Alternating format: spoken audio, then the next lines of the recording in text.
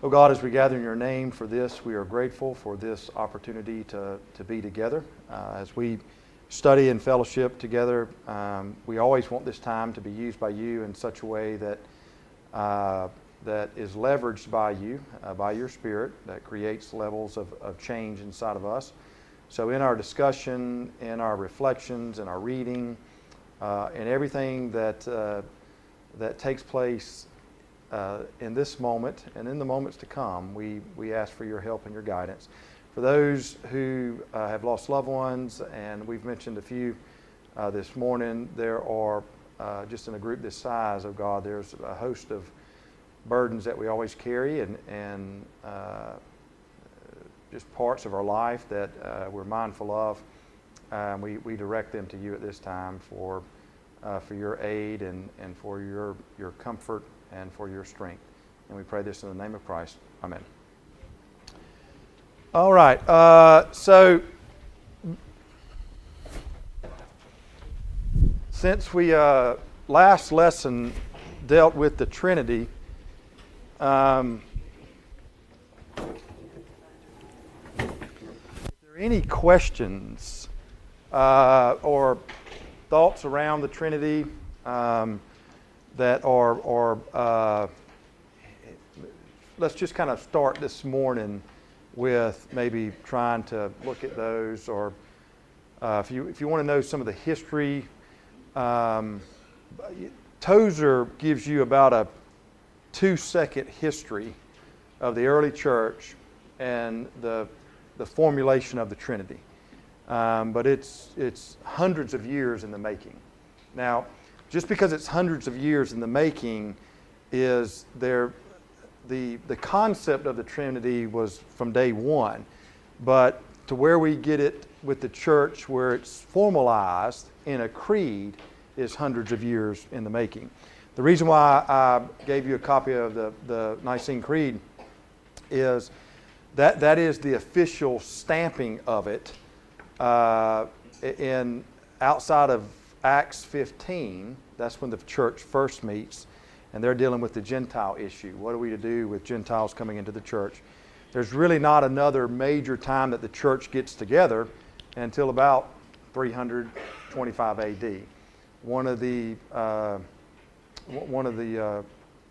conclusions that come out of that meeting is the formalization of the Trinity, and you've got it all spelled out in the Nicene Creed. So let me just kind of stop and see if there's any. Some of you probably haven't slept well since last Tuesday, and if the cause behind that is the ponderings around the Trinity, then perhaps we could talk about it, and then tonight you'll sleep like a baby. How about that?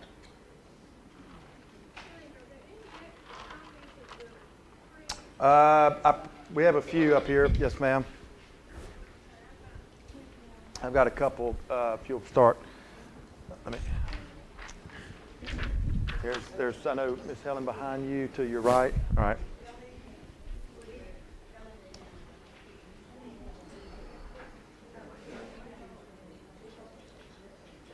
If we need to get some more, we can print some at the break. But you have, one of the things that there's 3 major authorities that are very evident early on in the church's history, and one is the apostolic succession from Jesus to the disciples, then to disciples of the disciples, and on down the line. That's eventually where we get the whole role of bishop, overseer.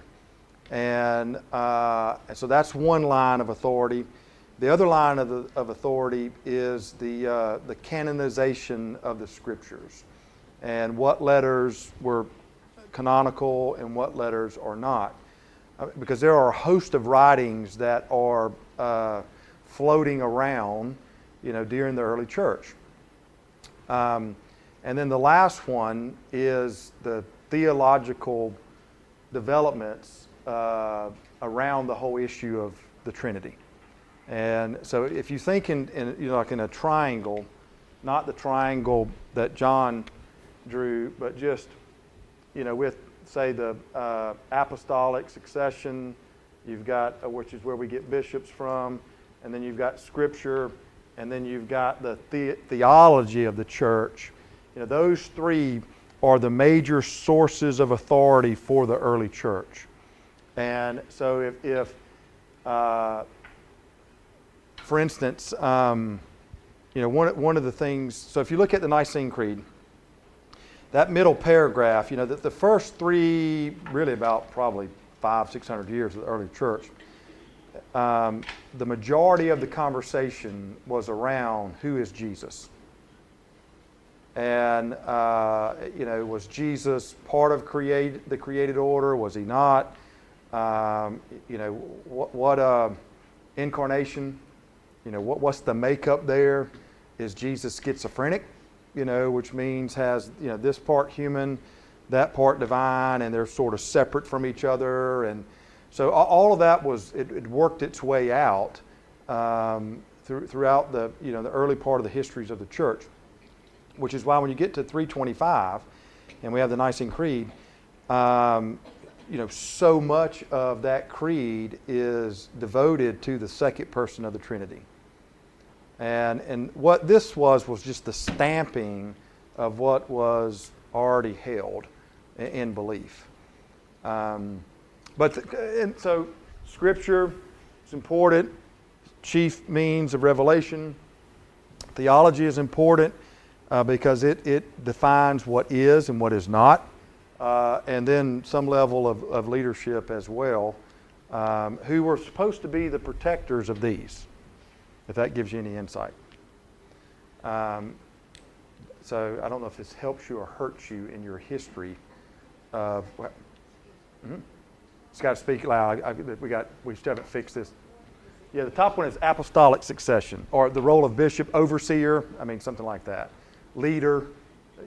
Ephesians 4. All right, Ephesians 4 is a good where it talks about the offices that have been given to the church. You've got the role of I don't even have my Bible, but it's pastor, teacher, evangelist, and overseer. That word overseer, and then when you get to the Timothys, where Paul is writing, and he mentions the qualifications for a bishop or that type of person. That word there means overseer, elder, something like that. Well, this is 300 years of church in 5 minutes. 10 minutes. Sorry. So, because what they're dealing with too is. Also, think about it this way. The church starts. Now, we have a tendency to see the church from our perspective, which is from the majority. All right? Christianity still is the majority, particularly in our country. And but in the book of Acts, it is minuscule. And so it's always a minority in the population until 320. You couldn't be a Christian legally until 305, the Edict of Milan, where the emperor at that time approves Christianity as one of the religions, approved religions on the Roman list. In 320, Constantine becomes a Christian. So so in 15 years you go from can't do it to then now everybody wants it. So because the emperor, he still hands out contracts. So we're all going to be Christians then, right? So whether you believe it or not. And then in 325, you have this giant council that meets, and out of that are a couple things. One, they nail down the date for Christmas. They officially stamp the books of the Bible. And then you've got this theological statement in the creeds, or in the creed at that time. And then about every 80 years or so, there's another big council that meets, and we rock along until about the 600s, 700s, and then we don't meet around creeds. they're all established. The church still meets, but it's not on a creedal aspect. Which edict was that? That's the edict of names? I think it's the Edict of Milan, if I'm not mistaken. What was the edict of names? I don't know. Nates? Nates? Where's my pen? I think it gave people a choice to be Christian or not. I'll have to look and see. That's a good one. I'll research that and find out. And I could be wrong. You might be right, and I have my edicts mixed up.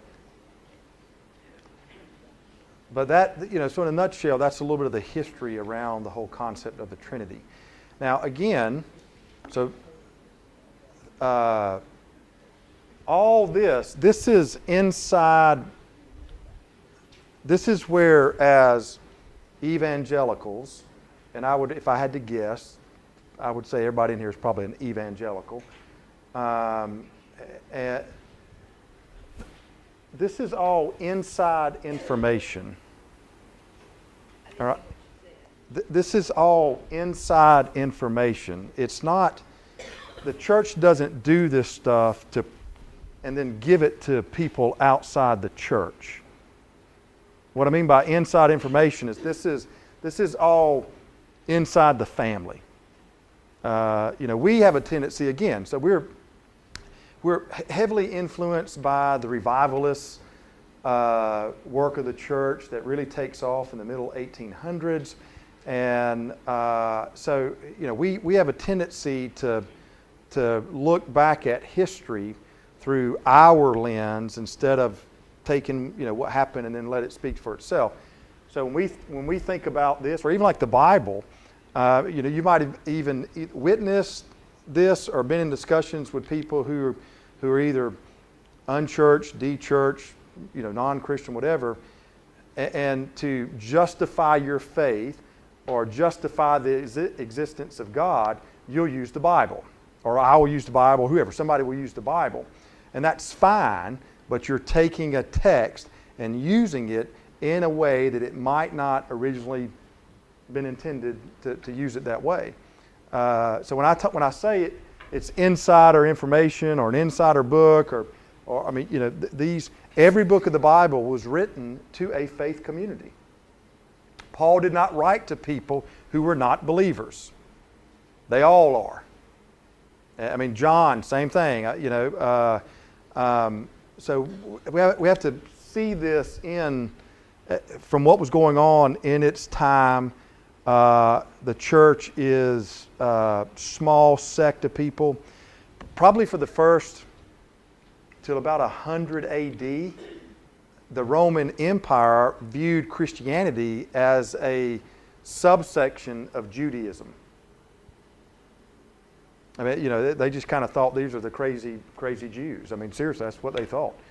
And they eat flesh and they drink blood. All right, communion.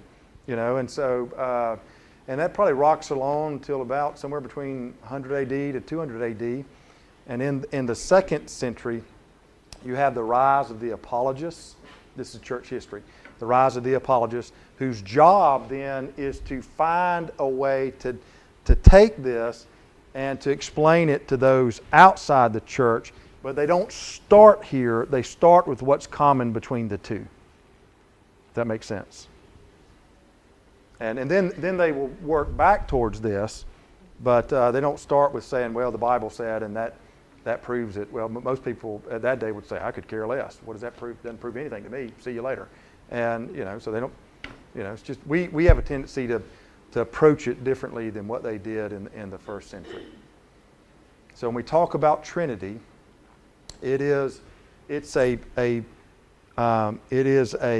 John mentioned Trinity's not in the Bible. The word Trinity is not in the Bible. Now, there is evidence in the Bible that lends itself to a triune God that has been revealed. And so when we make a theological statement around Trinity, it's how we explain what has been revealed to us. But it's a faith statement. It involves, How can something be fully unified and fully separate? I mean, it sounds, I guess mathematics can help us. Instead of 1 plus 1 plus 1, 1 times 1 times 1, so can't get away from math, right? So, I mean, it is. All right, so any not to kind of belabor it, I mean, does any questions or concerns around the whole issue around Trinity? Again, what is Tozer doing? Tozer is trying to answer the question, who is God? Remember, we looked at that a couple of weeks ago, by what has been revealed to us. And the way we perceive what has been revealed is through the attributes of God. One attribute is a triune understanding of the Godhead. Got it? Fantastic. All right, so let's move on. All right.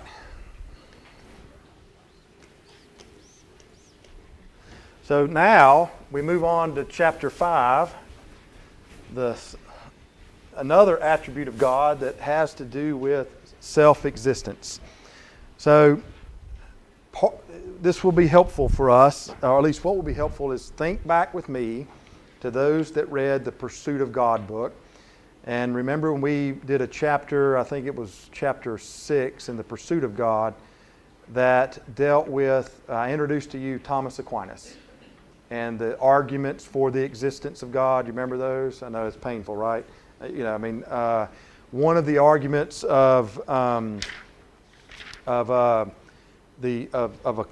Thomas Aquinas and the existence of God has to do with the idea of either causation or contingency, that God is the first cause, or God is a necessary being who is not contingent upon someone else. And what Aquinas was dealing with was this whole issue around time and space, and how do we perceive that when it comes to God? Which is why when Tozer in this chapter, the Knowledge of the Holy book, he talks about how humanity to some degree is going to be limited in its understanding of this, which is why it's a faith type. It involves some level of reason and some level of faith to understand this, because when we talk about origin, or before time and space, because we are people of time and space and people of origin, to think about this is to think about an aspect or a category that is not of our experience, right? Maybe. Okay, I got deer in the headlights. So where are we at? Okay. So I know it's a lot like philosophy. So let me say it another way. How can we fully understand and explain something that is beyond the scope of our experience? Well, it's limited to some degree. That's my point. And that's Tozer's point. For him, to talk about God as self-existence, which means that there's no cause or no being behind God that creates or push God into existence. Are y'all cold? Maybe? All right.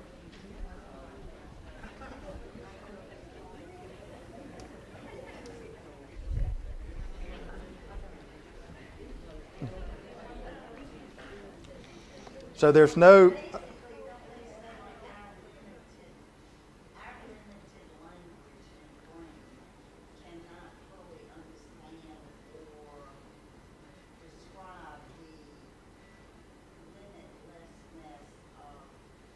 That's correct. So when you have the created, and then there's some level of division, creator, right?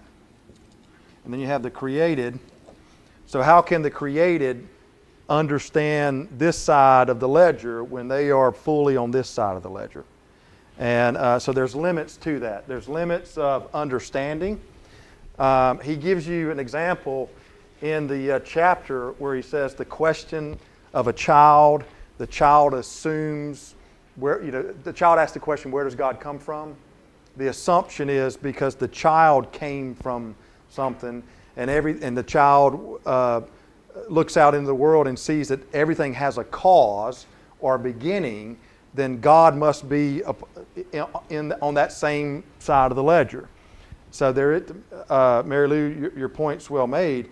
There's going to be limits in understanding, and there's going to be limits to even explain what we do understand, because you have to use language, which is a means of communication.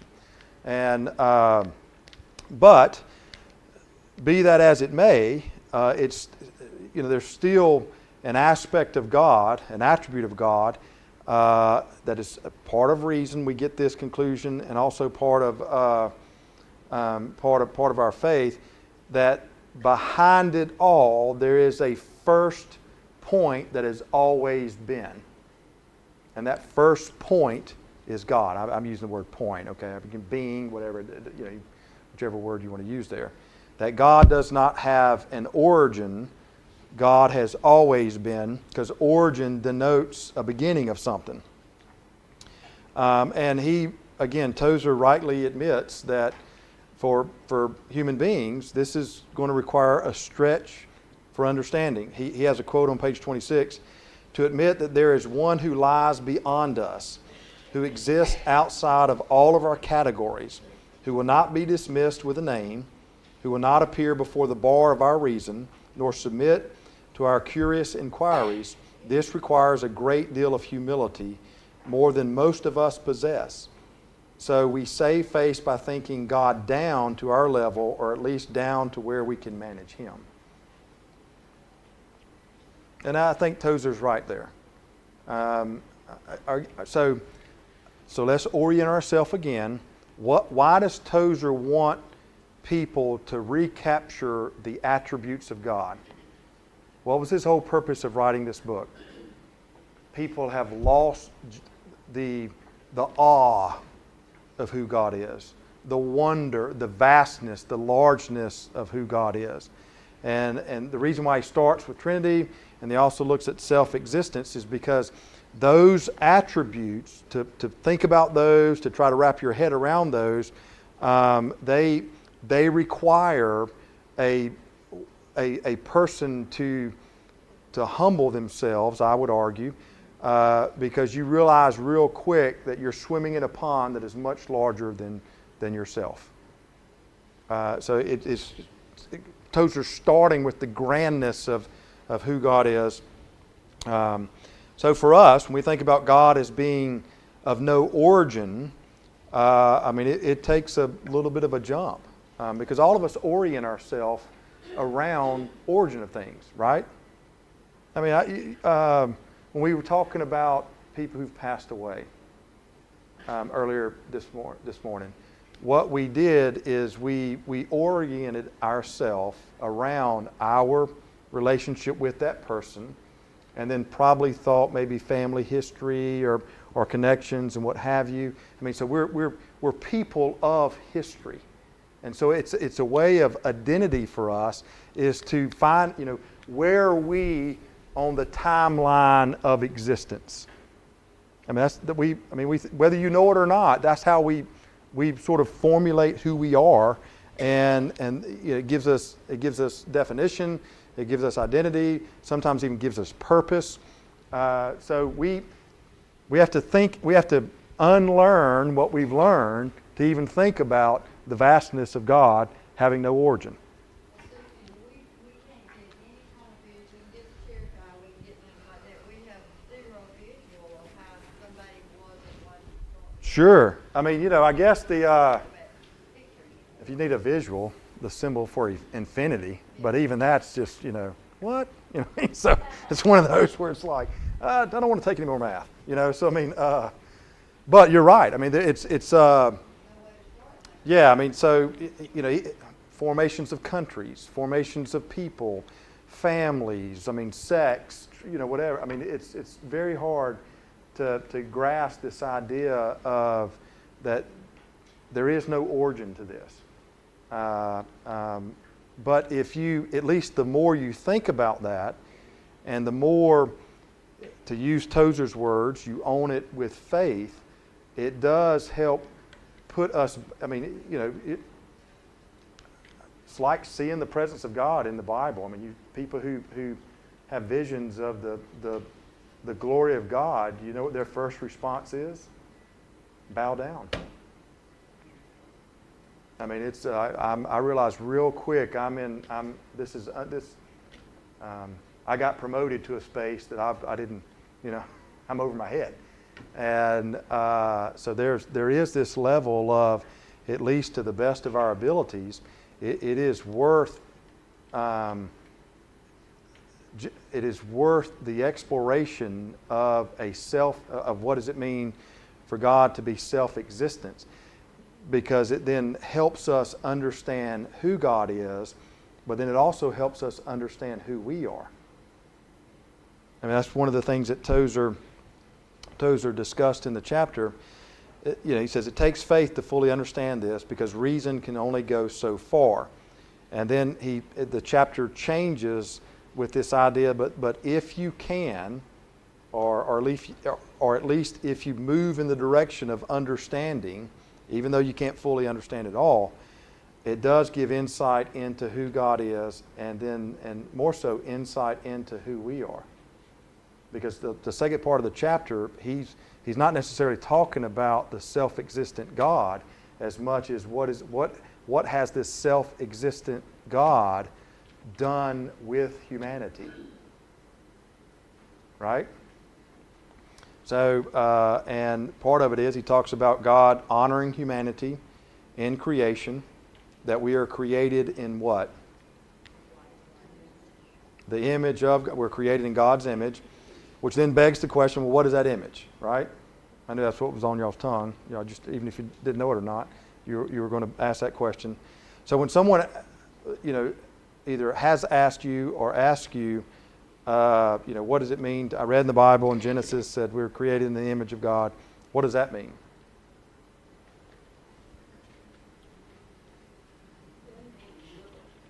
All right, so physically, maybe not so much. Nor the essence, or the essence. So God does not have 10 fingers. Does he have thinning hair? Started out white, now it's kind of brown. So I mean, Pagan things like Mithras and Tabel and others, they had images of That's right. who God was. That's right. I mean, it's really a totally different idea than the Masters, but they followed. I mean, there's still a cult out there. Right. Stuff, right? Yeah, it's called anthropomorphic. The idea is to how a human being is, you then read up, you apply the same characteristics to God instead of allowing God to define God for God's self.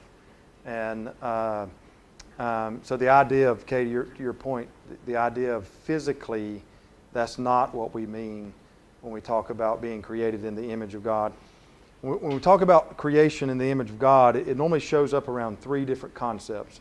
One is this idea of a natural image, and that there's freedom, there's understanding, there's a will. If you want to use the word endowments given to humanity, which make us capable of entering into a conscious relationship with God. So when we talk, one way that we talk about being created in the image of God is that we are created in the natural image of God, not physical. Or we have freedom, we have a will. We have the ability to act. How many of y'all play bridge? Any of y'all play poker? We have one. Okay, I like to play poker, so I mean, we're good. So I mean, but if you play any card game, all right. So I don't play bridge, but I would imagine somebody has the deal, right? So you just call them the dealer, or they have a special name. Help me out. Do y'all play bridge? They call the dealer. All right, thank you. All right, so this is an interactive class, which means you can respond, and you don't have to raise your hand to respond. So the dealer takes the cards, and you normally play with 4 people, right? Deals out to the people. So when the dealer deals you a card, you now have power.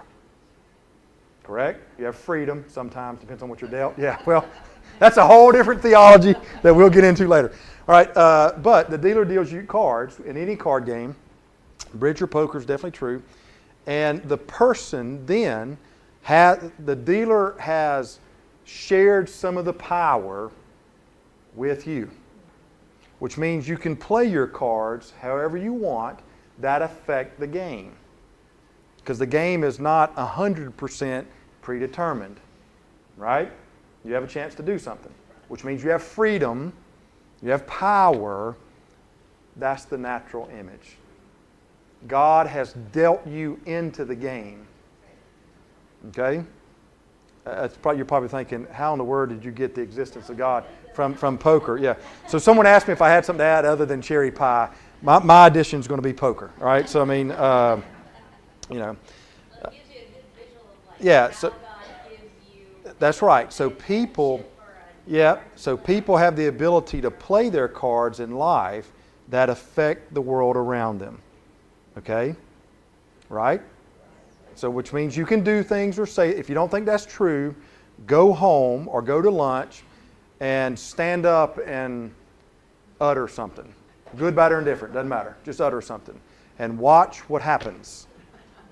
You've just played your card, whether you know it or not. All right? So, I mean, you have power. So, when we talk about the natural image, that's what we're talking about.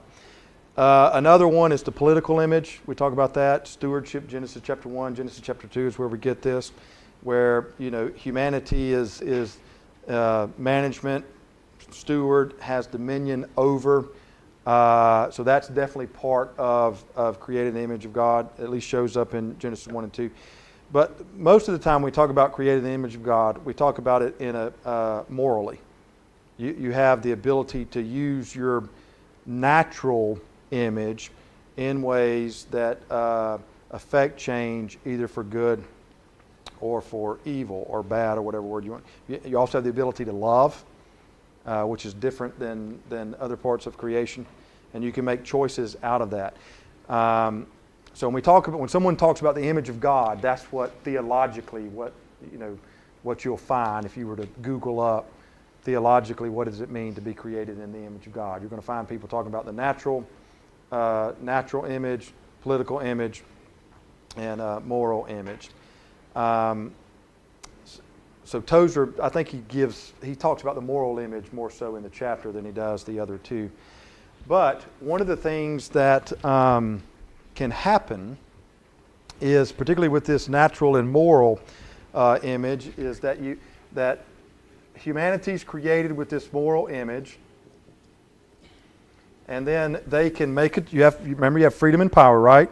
So you can make a choice to use your freedom and power in a way that either will lead to holiness or lead to something else. Call it sin.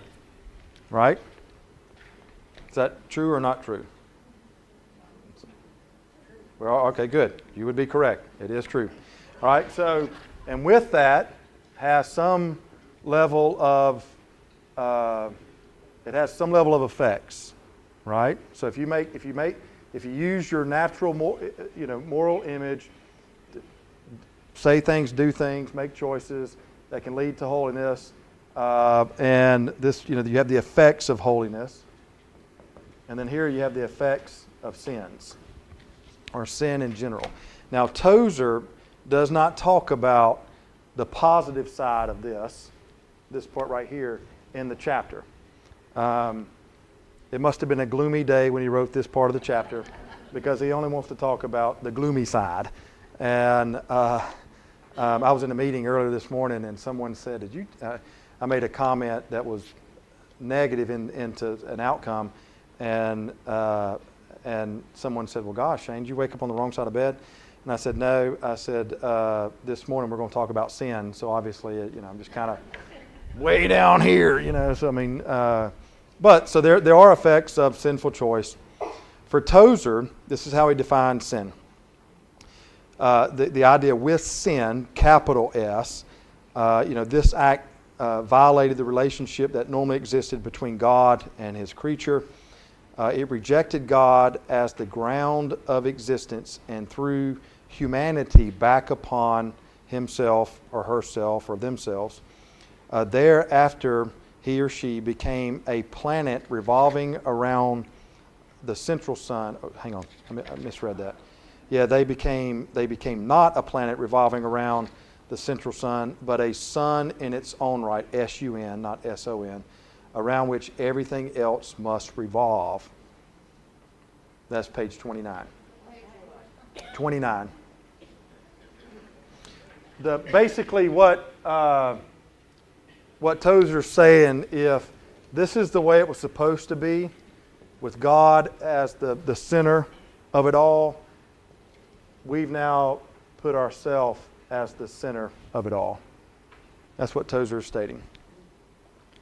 And you probably didn't need Tozer to tell you that, right?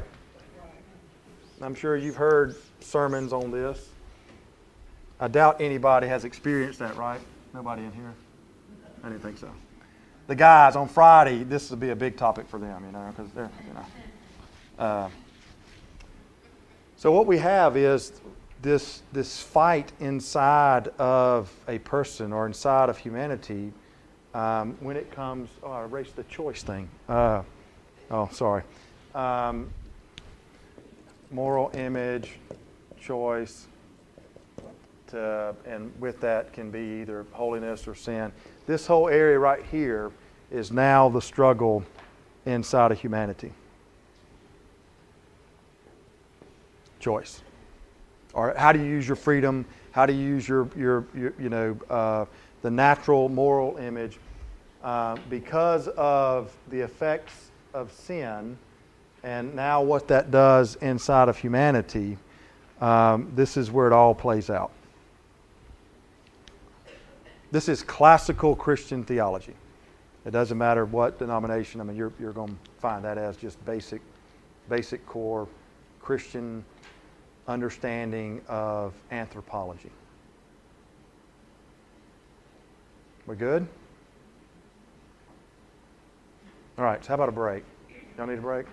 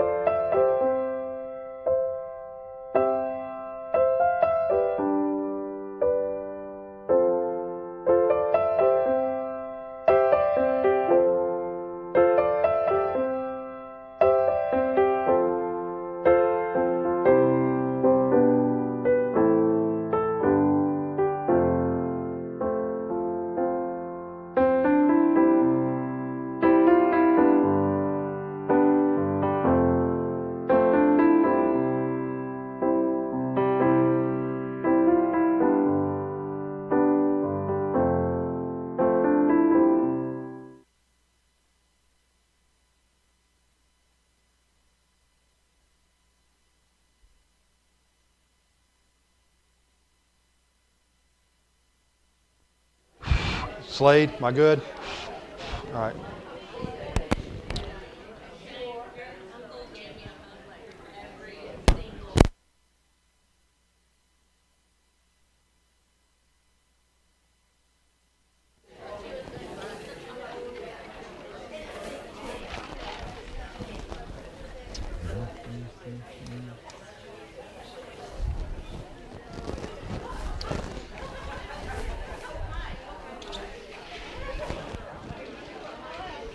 All right, let's go ahead and somewhat come back to order. Joanne, I turned it up again. I turned it up a little bit more. Yeah, so it's, well,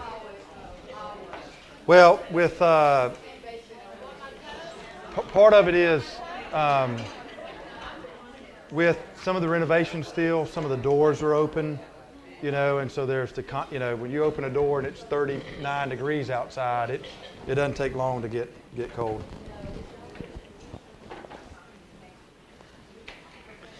All right, let's go ahead and start making our way back to our seats. And Faith, the Edict of Nantes, I think that you were talking about, are Nate's, 1598. That's where the French king gave rights to Protestants in France because France was still predominantly Catholic. So similar concept, but the Edict of Milan has to do with, in the Roman Empire, the other edict has to do with France. So, well, it gave Protestants a chance. Yeah, it gave Protestants equal rights of religion because France was the Catholic stronghold.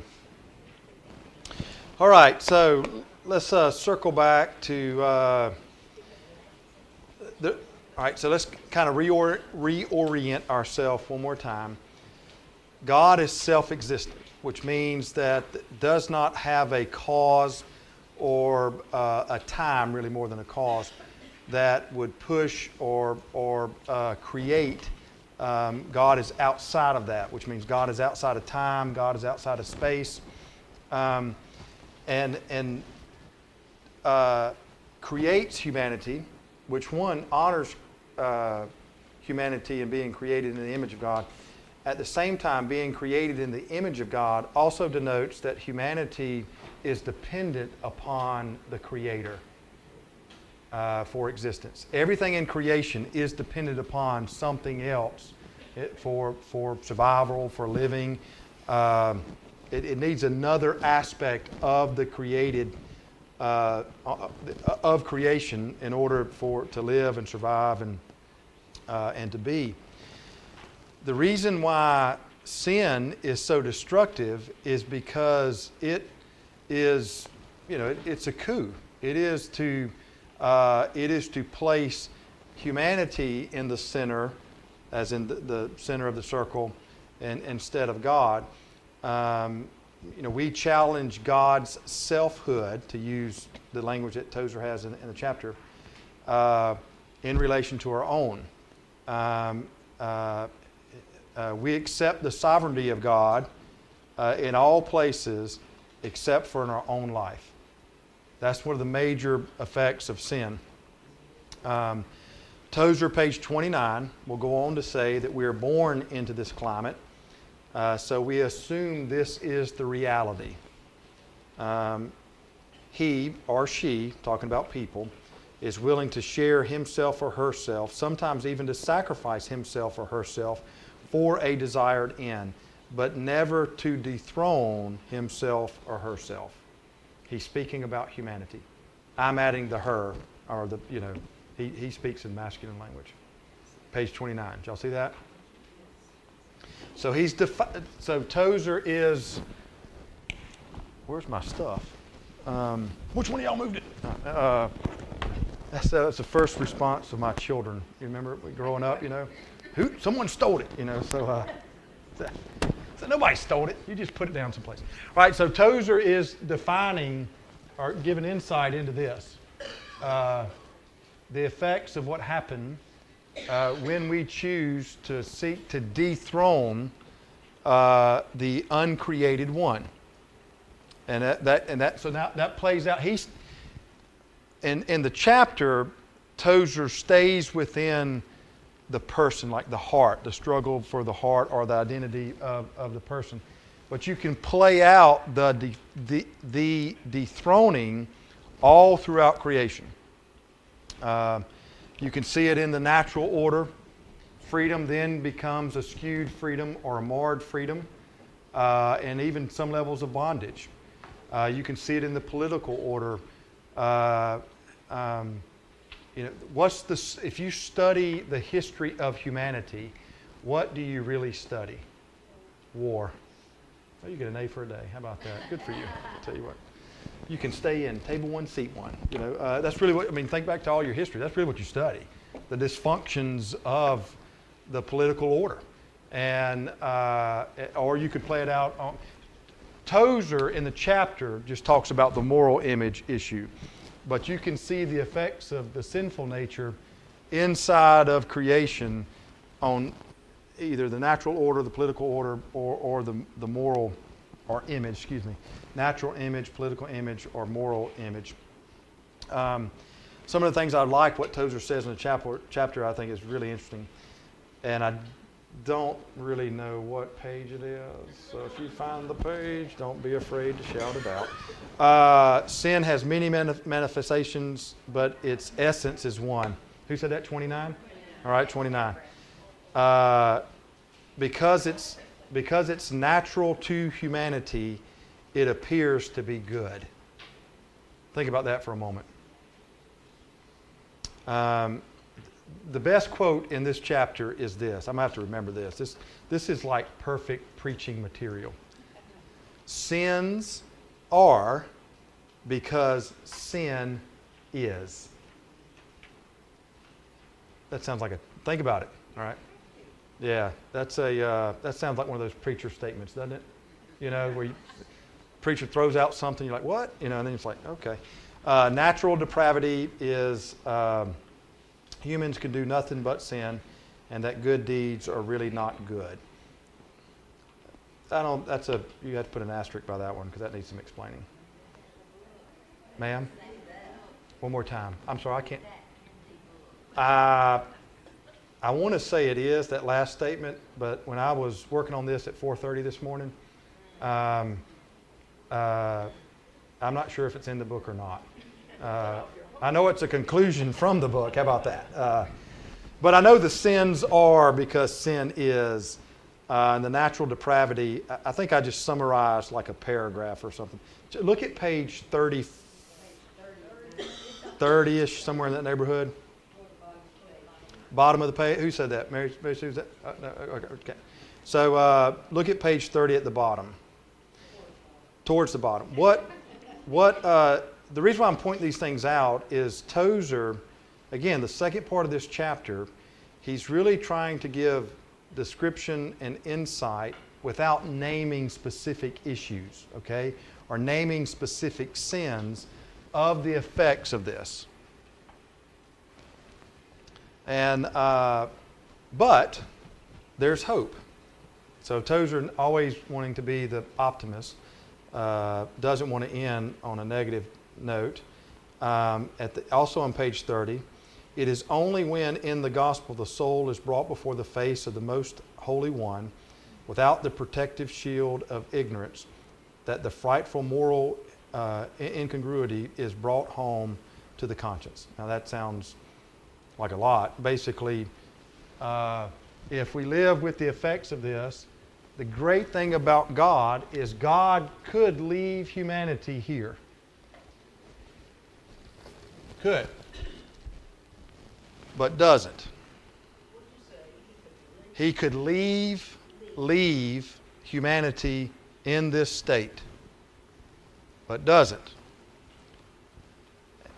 And we know this as cross and resurrection, but the effects of that is the Holy Spirit takes the gospel, and that has a way, again, this is an act of God, all right? So if you ask any theologian to try to explain it, they're going to just paint around the edges. maybe the best word is that there's some level of enlightenment inside the person. Maybe the enlightenment is they see for the first time, or they really see and own the effects of sinful choice. But there's something that takes place inside the person. A lot of folks will just define it as conviction, where this is fully understood, or not fully. There is levels of understanding that creates the desire for change. And from that comes salvation. I'm just giving you broad terms. And then from salvation, and we talked about salvation, you can look at it from justification or the sanctification side, makes no difference. But what that ultimately wants to create, or the effects of salvation, is this moral image that's been marred because of sinful choice now is restored.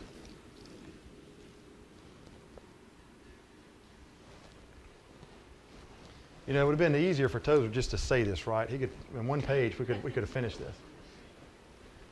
But I guess that doesn't sell books, right? So I mean, you know.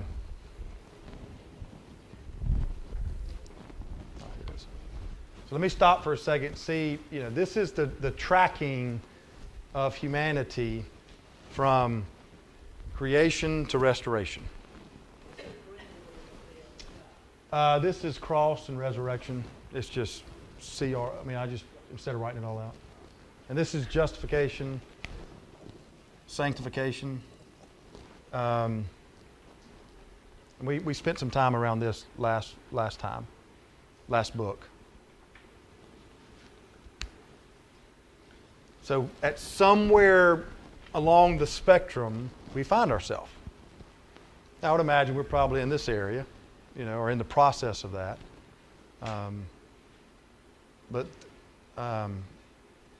all of this is generated by the self-existent God, who gives you cards to play. You play those cards, and however way you want to play them. Sometimes that adds to, sometimes it takes, you know, it destroys. And the wonder and goodness of God is not content to leave creation in the state of destruction. I mean, which is humbling.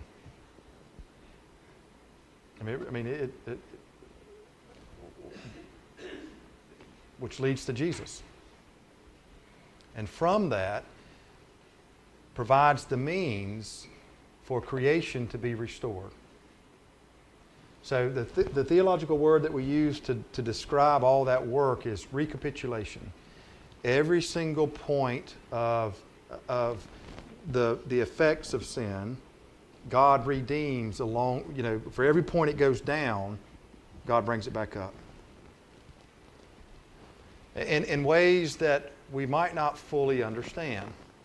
Now again, we start in every level of understanding, we always start with our own personal experience, our own, you know, our circle. But there obviously there are other people throughout history. I mean, just as we don't know fully what it's like for the self-existent one, we'll never know fully the levels of redemption that God has traveled so that creation can be restored. I mean, so I don't know if y'all know this or not. We actually omit certain parts of the Apostles' Creed. Did y'all know that? Yes. Do y'all know what part? You've already answered once? No? That's it?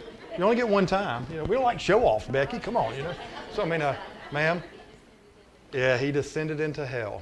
We don't like that. So every now and then to kind of be, you know, to put it, for us Protestants to be back on, you know, on the good side, you know, we'll add it like at Easter, you know, or something, you know. But then what it does, it messes everybody up, you know. And so then you're like, what? You know, it's like, because, you know, we it's like, you know, you add a line, it's, you know, I mean, I don't know if y'all, we did that one time here, or, you know, maybe like 5 or 6 years ago. And I mean, I would have done the same thing, so I'm not making fun of, I'm just acknowledging. everybody, was going through the creed at Easter, and all of a sudden we added that one line, and half the church went. So we just don't do it anymore. But now Colossians talks about it. I mean, that Jesus descended to release the captives. But what does that mean? So we, the level of redemption that God travels, is beyond our scope. Yeah, some denominations do. I mean, it's not. It's. She said the Presbyterians say it. Some denominations use it. Some don't. Some don't even use creeds at all. I mean, it's. But the original creed had before the ascension. There's dissension. Jesus looked at it and it was a gift of captives. Mm-hmm. Those sinners. The thought, here's the thumbnail sketch, those that have died before Jesus. Shane, there is a theory that if the more sophisticated man is, the more sophisticated God is. Another sin. Well, what Tozer would say is, think back to the question that the child asked.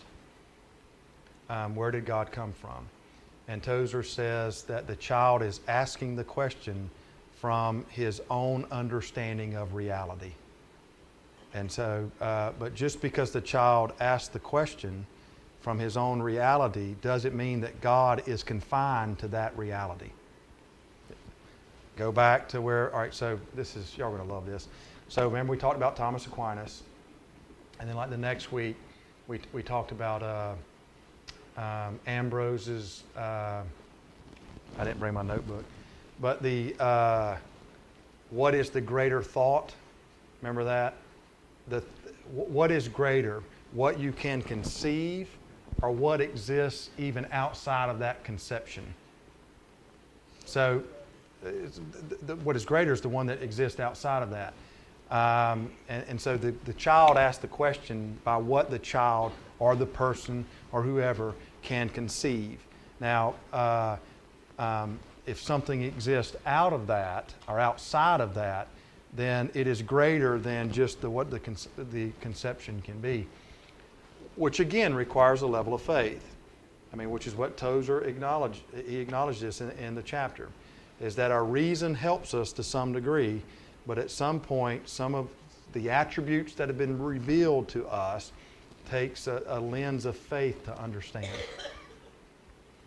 All right, I've got looks of like, I mean, I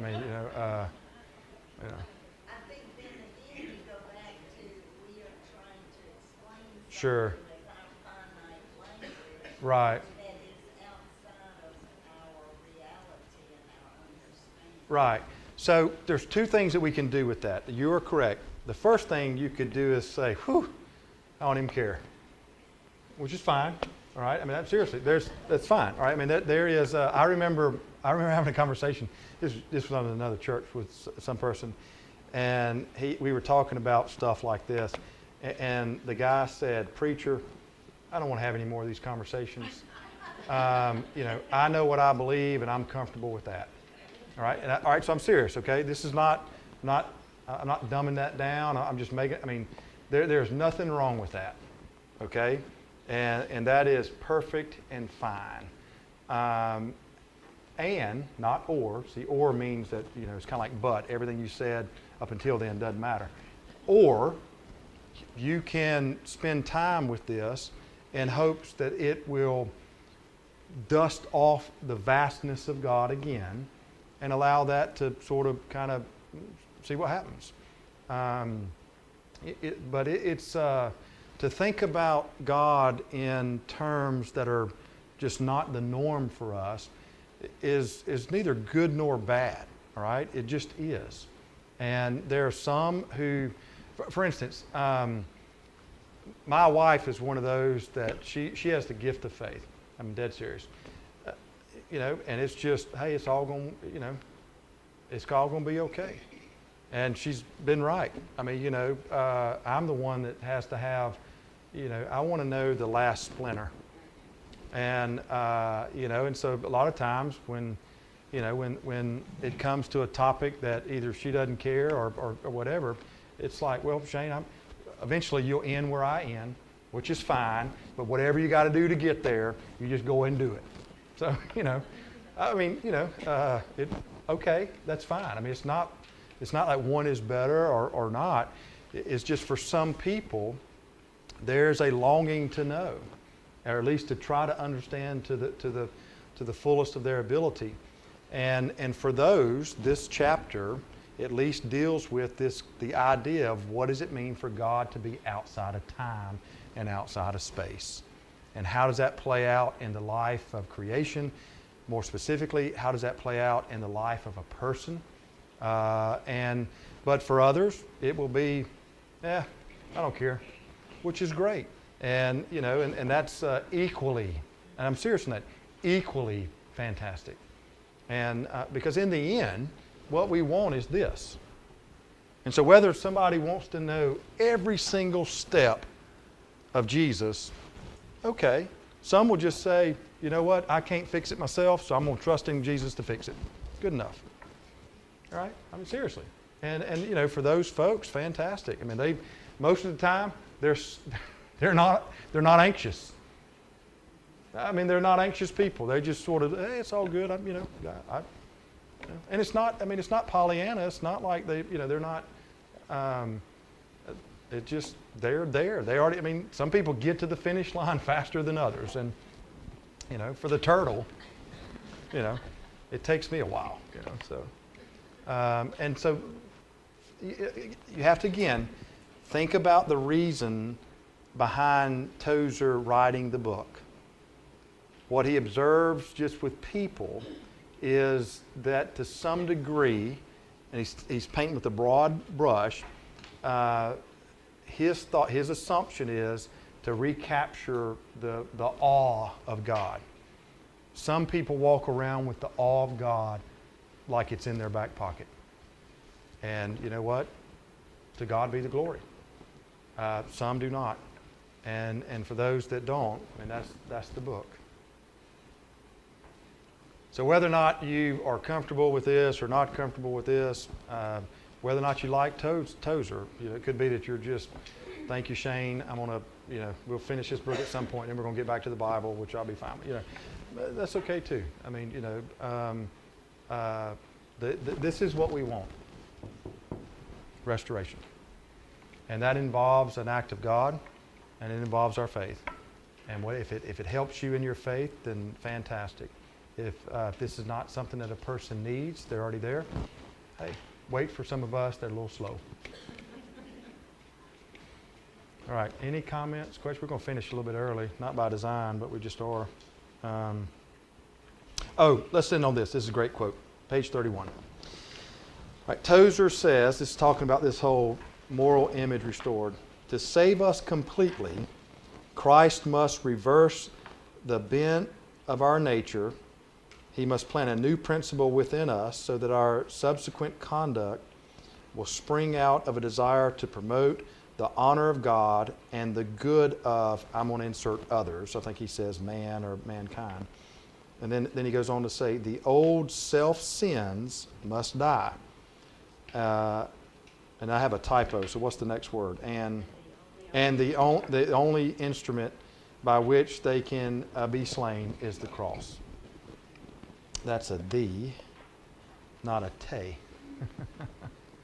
That's a great quote. That's worth ending on. Which is the gospel. Yes, ma'am.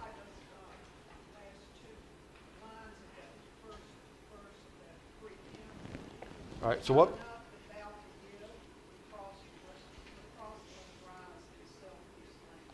Right, yeah. So did y'all hear what Susan said? Say it again. It's not enough that thou forgive. The cross must rise itself be slain. Right. So again, think about what led to this. All right. It is usurping the self God. all right, to use his language, self-existent God, or at least to try to dethrone that. And so in order for that, I mean, that whenever we talk about salvation, we talk about it in terms of, there's the justification side, which is status before God. So status before God can be restored even though the inward nature is not perfect, right? For instance, you can be saved and still sin. Yes or no? All right. It's the reality, okay? I mean, if you don't think so, let's have an experiment. Ready? Today, I want you to write down everything from this point forward. All right? Well, after lunch. All right, we'll give you a break. After lunch. After lunch, you have to write down everything you say and everything you do. So what are the odds, before we go to bed, that we might or might not sin? 0 odds? Oh, well, okay, 0 odds that we're not going to sin? No. Oh, that we will? Okay, so 100%. Yeah, all right. So, let's just say we're better than the average. So let's say we make it to bedtime. But how about for the rest of the week? Any takers? Yeah. So there's this whole aspect of the inward nature of the person that has to be restored. And obviously that's a process that we call sanctification. And that's a time process with that. This is instantaneous. God forgives, gives status, credits the bank account. But the inward nature of where we don't want to do this, that takes a little time. And again, this is something that is so wonderful about God. Slow to anger, abounding in steadfast love. That in the book of Psalms, all right, that is the most reoccurring phrase. Slow to anger, abounding in steadfast love. Do you know what the word picture is? This is going to be your lunch. This is your image for your lunch, right? It's not a pleasant one, by the way. Do you know what the word picture for slow to anger, you know what it actually is? A pregnant nose. A pregnant nose. All right, so what happens when a woman is pregnant with her nose? It gets big. So, I mean, it's able to, and the idea is that it's, you're breathing in, settling down, not fast-tempered, God has a pregnant nose. All right, so I mean, yeah. That I didn't know. Slow to anger, abounding in steadfast love. Because when you get angry, wait, I got it backwards. God does not have a pregnant nose. Because when you get angry, your nostrils also flare. Sorry, I had it backwards. Been up for a long time. So, made you think, yeah, it's a, ma'am? Hebrew. It's in the Hebrew. Yeah, it's not in the Greek, it's in the Hebrew. It's God does not have a pregnant nose because his nostrils don't flare.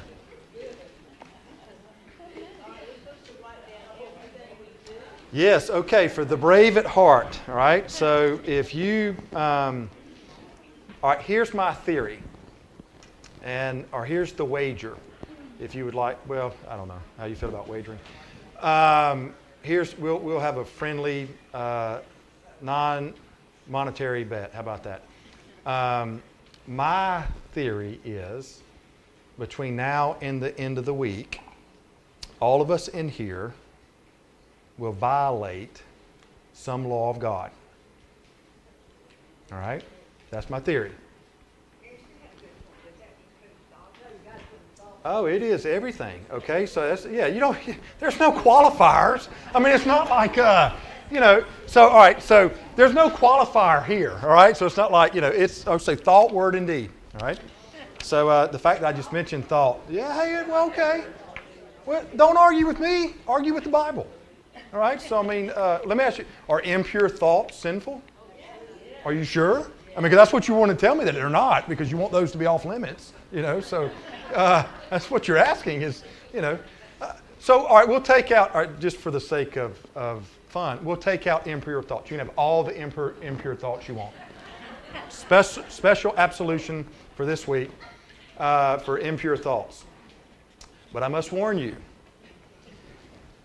every single lie, which is a known truth that is omitted, that counts. So when you leave here and someone says, how are you doing? And your automatic answer, which is, fine. All right? If you're not fine through the end of this week, and you say you're fine, you have what? Right. Or, if someone says, did you hear about so-and-so?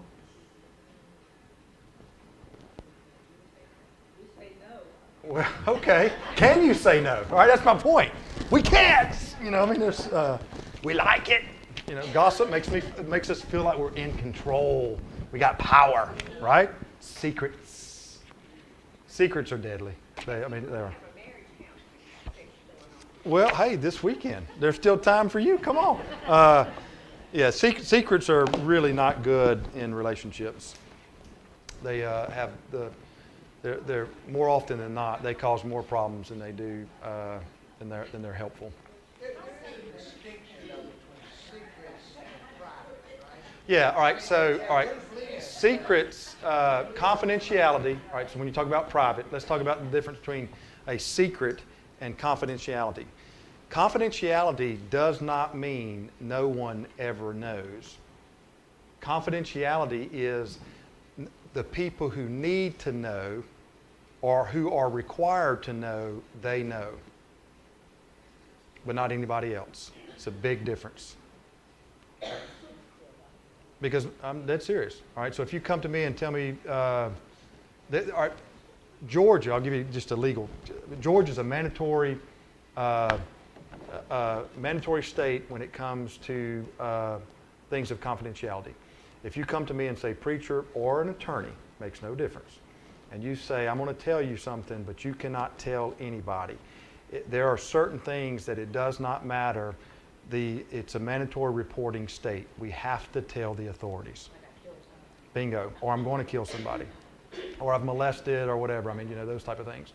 So confidentiality is the people that need to know have to know. All right? Secrets, the reason, all right, so whenever we talk about secrets, the reason why secrets can be difficult in relationships is because when you go to a person and say, I'm going to tell you something, but you cannot tell anybody, you put them in bondage. I mean, you do. I mean, you know, which is, and you create a unreal reality. Now, there might be events that you're talking about that are real, but you put them and yourself in a unreal reality, which is why it's difficult. It can be very destructive to things and to families. I mean, it happens all the time. You know, and we all got them. So I mean, I'm not, you know, if that's part of your, you know, in your family origin, welcome to the club. Okay, we all have them. So don't just, you know, there's levels of dysfunction everywhere, and you know, in our society, this is what is problematic as well.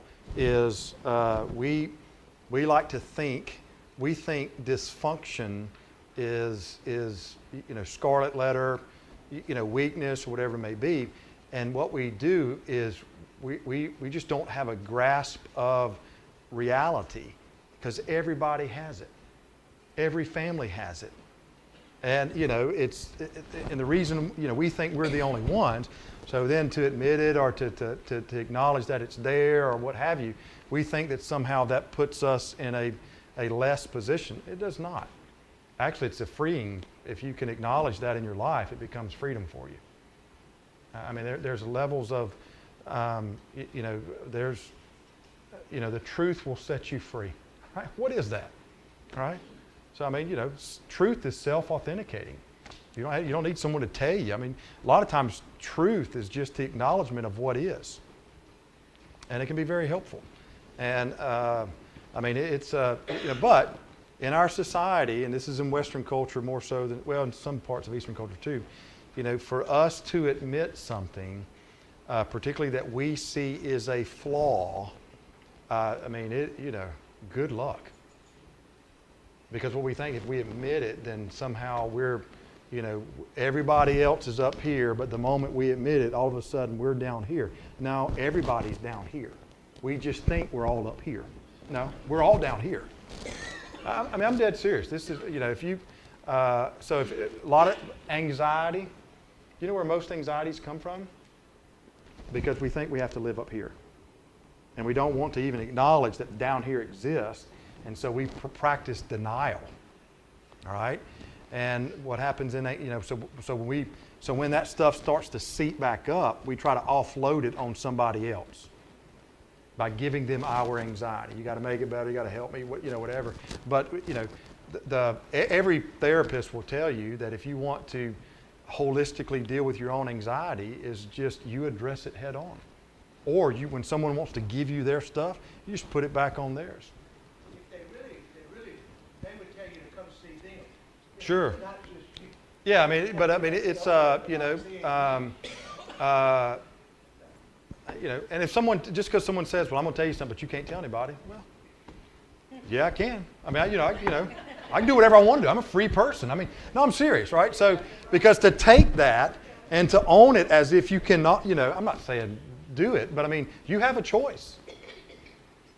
So a lot of times if someone comes and says, I'm going to tell you a secret, you can't tell anybody, I'm saying, well, hang on. I said, I'm the one that determines whether or not I tell somebody. So if you don't want to tell me, then you need to think about this on the front end. Because what I'm going to do is what I think is best for you and best for the situation. Now, what that normally means is I don't tell anybody, but you are your own person. Okay? You're responsible for your own self. You might be responsible to someone, but that is different than being responsible for someone.